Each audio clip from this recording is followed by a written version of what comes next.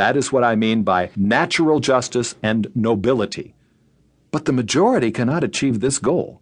Therefore, they blame the ones who can, being ashamed of their own inability, which they try to hide. This leads them to say that excess is something shameful. As I said before, they enslave the nobler natures, and, being unable to satisfy their own pleasures, they praise moderation and justice because they are cowards. If a man had originally been the son of a king, or had a nature capable of acquiring an empire or a dictatorship or exclusive power, what could be more shameful or evil than moderation? I ask you, what could be worse for such a man who could be enjoying good with nobody to hinder him, yet who accepts custom and reason and opinion of others to master him? Must he not be in a miserable condition whom the reputation of justice and moderation prevents from giving more to his friends than to his enemies, even though he is the ruler of the city?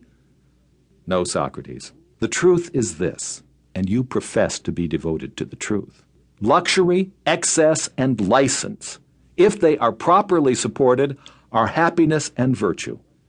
Everything else is custom contrary to nature, worthless human invention.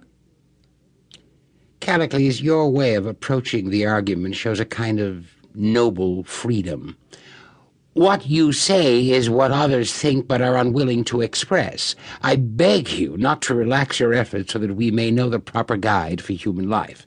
Tell me then, don't you say that for a properly developed person the passions ought not to be controlled, but that we should let them grow to the utmost and satisfy them in some way, and that this is virtue?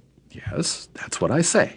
Then those who have no wants cannot be described as happy. Correct, because then stones and dead people would be the most happy. Your words remind us of a frightening vision of life. Euripides was probably right in asking, who knows if life be not death, and death life? Perhaps we are now dead, as I once heard from one of our wise men.